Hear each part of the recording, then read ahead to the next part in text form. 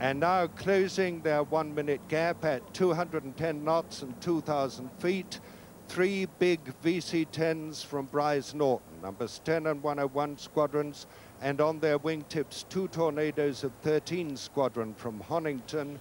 And next, the workhorses, 4 Hercules of 242 OCU Lynham, led by the CO, Wing Commander Pete Bedford. The Lossiemouth Maritime Element, 2 Buccaneers of 12 Squadron flank the lead Nimrod, 2 more from 208 Squadron on the second.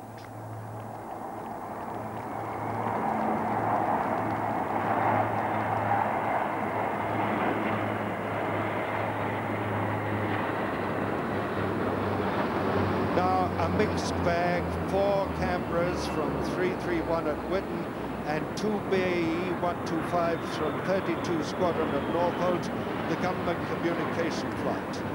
And the executive jet's not easy to hold in formation with the world's first operational jet bomber, as the Duke of Edinburgh and the Chief of the Air Staff will observe. From the National Westminster Tower in the city 600 feet up, a preview of the view from the palace. A planned 40-second gap, and then formation number 3. At 360 knots, the fighters. First 16 Tornadoes thundering in from Coningsby. 4 boxes of 4 in a box of boxes, and it doesn't do to feel claustrophobic in the middle of that little lot. 229 OCU, 65 and 29 squadrons, the last box just back from the Gulf. Then the fighter trainers, 16 Hawks from Brawdy and Chivenera in 4 squadrons, 79, 63, 234 and 151. And then 16 more Tornado F3s from Leaning, led by 25. Then Treble 1, the Great Black Arrows, 43 and 29 squadrons to starboard and in the tail. And finally, the Phantom, 16 again from Lucas, Wattisham and Wildenrath. 5 squadrons there, 64, 92, 19, 74 and 56. The Phantoms being replaced by Tornadoes, but still very much in frontline service. And now, still far away at the tail of the Flypast, from our camera in the Lancaster, a glimpse of the Red Arrows overtaking at more than twice the speed of the old bomber. Now the 4th formation, the strike aircraft. First 16 Tornado GR1s from Aria-Bruggen and Laubruck in Germany, 17 and 16 Squadron. Next the Harriers, 12 GR5s led by number 3 from Gütersloh and 1 and 233 from Wittering. And from the Fleet Air Arm, 4 Sea Harriers from 899 at Yeovilton. Amongst them, Squadron Leader Jeff Glover shot down in the Falklands War. Then the Honington Tornadoes, and then the Jaguars from Coltishall.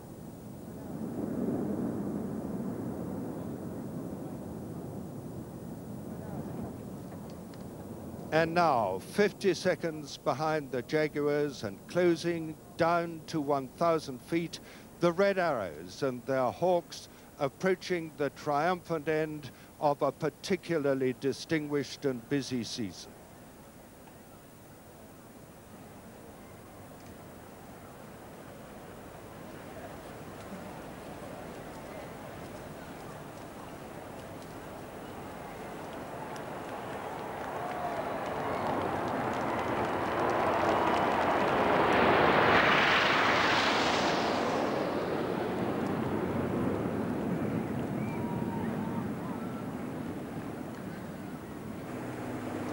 But here's a sensational view as we go aboard the Lancaster.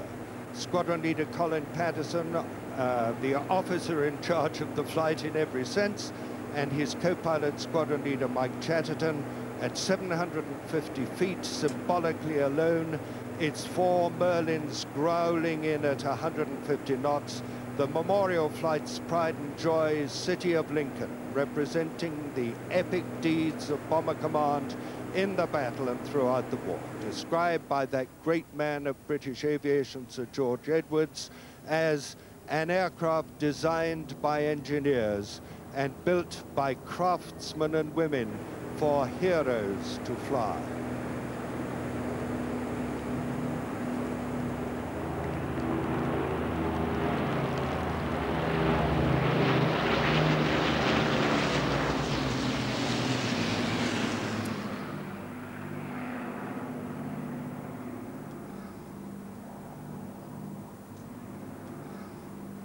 And finally, having cut back from the lead to conclude the flypast, the Spitfire and Hurricane, flown by the AOC 11 group and the station commander at Coningsby.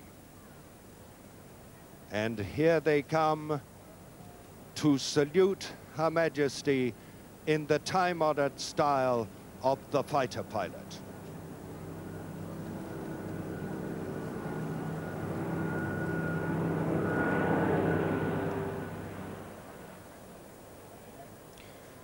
And after those moments of intense excitement, Her Majesty, attended by the Chief of the Air Staff and the Air Equerry, enter the forecourt, where Squadron Leader Roger Booth, commanding the Royal Guard of Honour, reports that it is ready for her inspection.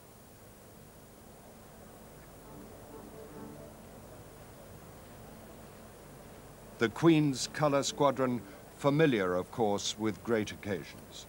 But surely no parade even they have ever mounted has presented moments more pride than this, as the Sovereign acknowledges her colour, of which they are the custodians on this historic day.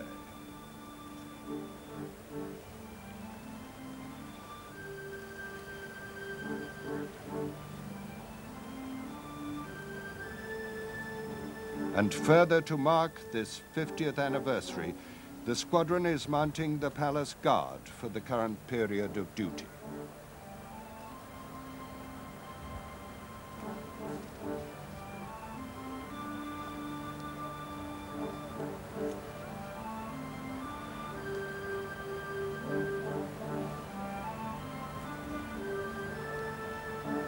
The inspection of the Royal Guard of Honour concluded, Her Majesty will now review the remainder of the parade.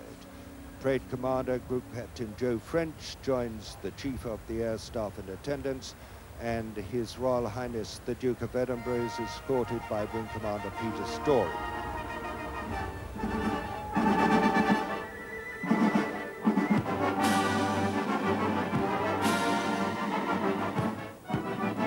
And now we hear music specially commissioned for the occasion. The first public performance of Ron Goodwin's The 15th of September. And the first flight to be reviewed represents the Royal Air Forces Association. An Air Marshal, no less, is the right-hand front marker, Sir Ivor Broome. The Royal Observer Corps, whose outposts supplemented the radar reports of enemy aircraft. The RAF Volunteer Reserve, which provided countless aircrew during and after the battle. Numbers 1 and 3 squadrons, number 1 the oldest, formed in 1878 with balloons. The Royal Australian Air Force, with its Queen's colour, behind it 56 and treble 1. 17, 19, 54 and 74, all Spitfire and Hurricane squadrons. The Royal Canadian Air Force, whose aircrews served on so many squadrons as well as their own. 23 and 25 both flew Blenheims, now Tornadoes. The Royal New Zealand Air Force, an astonishing number of New Zealanders, distinguished themselves, from Keith Park to Sheep Gilroy and Pathfinder Bennett and many others.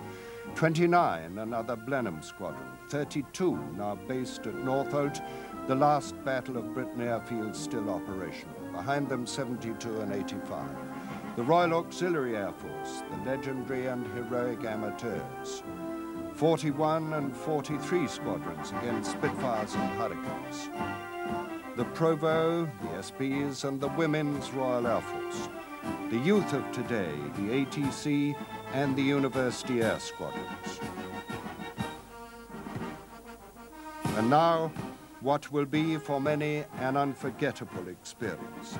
To the far right of the forecourt are assembled several hundred veterans of the battle and their relatives, men and women of that broad diversity of background and experience who were in 1940, as they are today, the people of Britain. It is the kind of occasion from which we know both the Queen and the Duke derive as much pleasure as they bestow. It will be, if you will, a recollection of the visits made by the Queen's parents to airfields, squadrons, control rooms, hospitals and bomb sites at a time when the British people were probably never more united than at any time in their history. Her Majesty is welcomed by Air Chief Marshal Sir Christopher Foxley Norris, Chairman of the Battle of Britain Fighter Association, arguably the world's most exclusive and distinguished club. And its indefatigable secretary, Wing Commander Pat Hancock, stands alongside the chairman.